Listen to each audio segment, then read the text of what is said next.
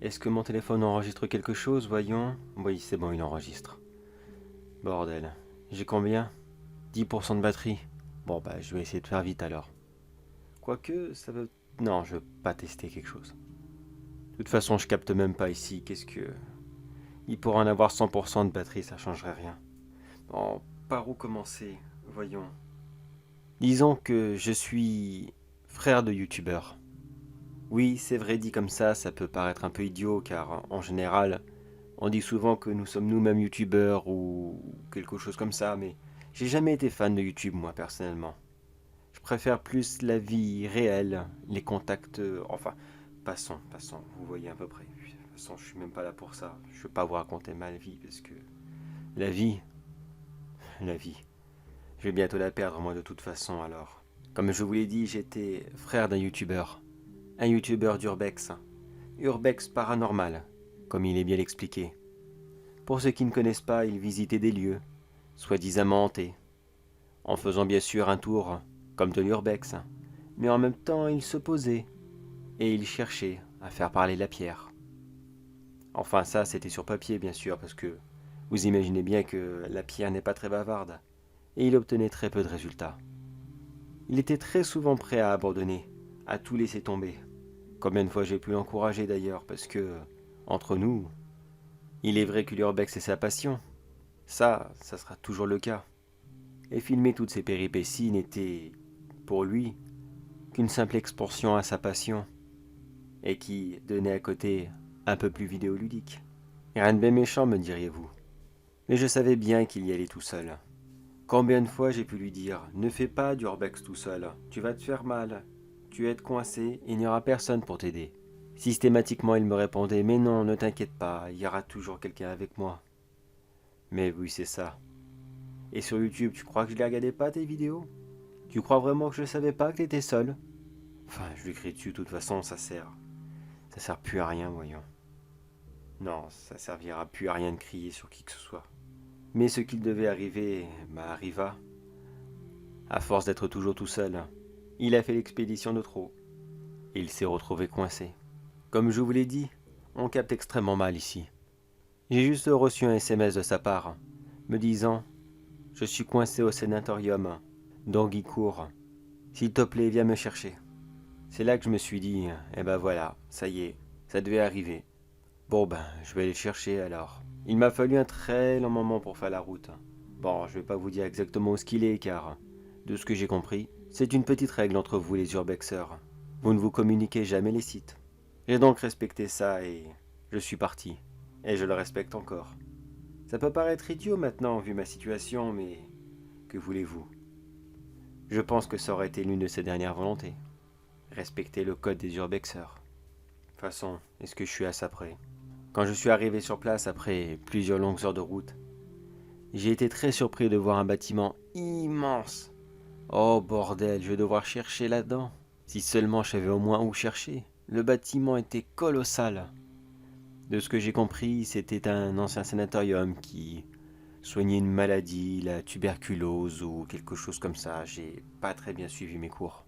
C'est donc armé de courage et de beaucoup de patience que je suis entré dans le bâtiment et que je l'ai fouillé de long en large. Il m'a bien fallu plusieurs heures afin de faire le tour de l'intégralité du site. Et surprise, il n'y était pas. Est-ce qu'il m'avait fait une blague? Si c'est le cas, c'était vraiment une blague de très très mauvais goût. Mon angoisse et ma peur étaient passées. Maintenant, j'étais en colère. Très très en colère. Pourquoi cet abruti m'avait dit ça? Est-ce que vraiment, c'est le genre de choses à faire à son grand frère? Faire semblant qu'on est perdu? Ou pire? C'est en rentrant énervé à ma voiture que j'ai compris. Que j'ai compris ce qui était arrivé. Quand je suis tombé sur ce qui restait de ses vêtements et de sa caméra. Je l'ai rapidement rembiné. Je n'ai pas compris ce que tout cela faisait là. Est-ce qu'il était tout nu? Sans son équipement?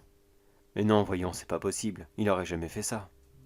Je me suis donc empressé de rembobiner ce qu'il avait enregistré, afin de voir ce qui avait pu lui passer par la tête, Et c'est là que j'ai eu toute la vérité. Malheureusement, ce lieu est littéralement maudit. Sur les premières minutes de l'enregistrement, il n'y avait rien de bien spécial.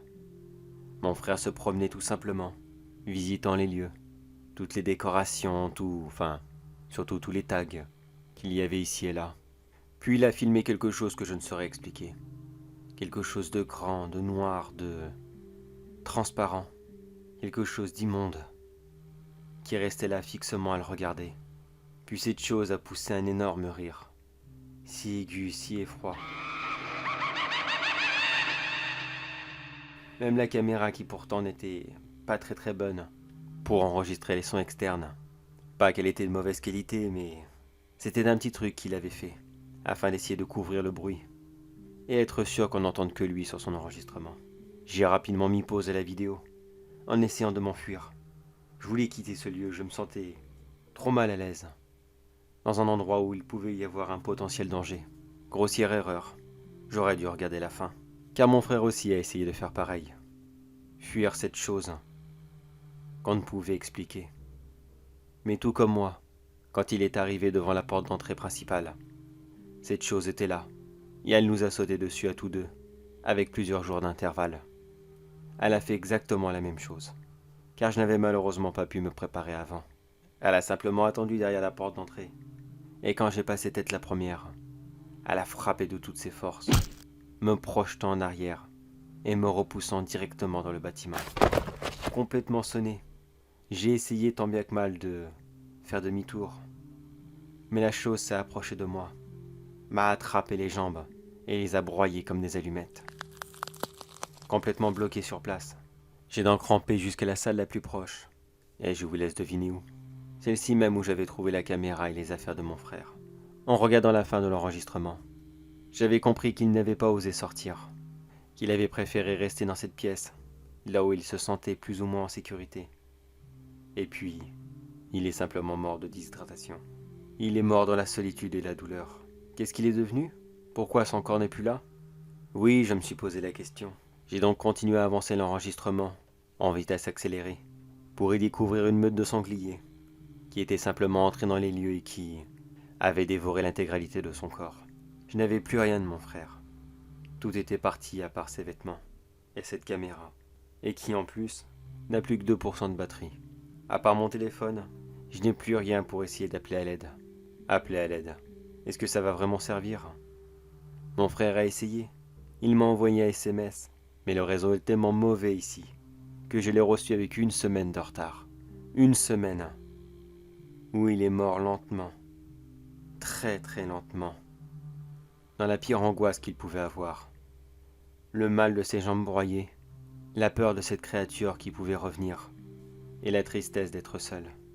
Et maintenant, c'est à mon tour de connaître tout cela. Mais à la petite différence que je sais que la créature ne viendra pas. Elle ne l'a pas fait pour mon frère. Pourquoi est-ce qu'elle viendrait pour moi? Non, je crois que je vais rester là tout simplement et puis je vais essayer de sortir ce soir, on verra bien. Oh puis zut, vous savez quoi, j'essaye maintenant. Allez, j'ai encore mal mais allez, ça va le faire. Ça va le faire. Allez. La porte d'entrée est pas très loin. Avec un peu de chance, ne... Oh non. Oh non. Non. Mais où tu crois aller comme ça? Ton frère est resté là, bien sagement. Et toi, tu vas faire tout de suite pareil. Et puis non, meurs. Ce serait quand même bien plus rigolo.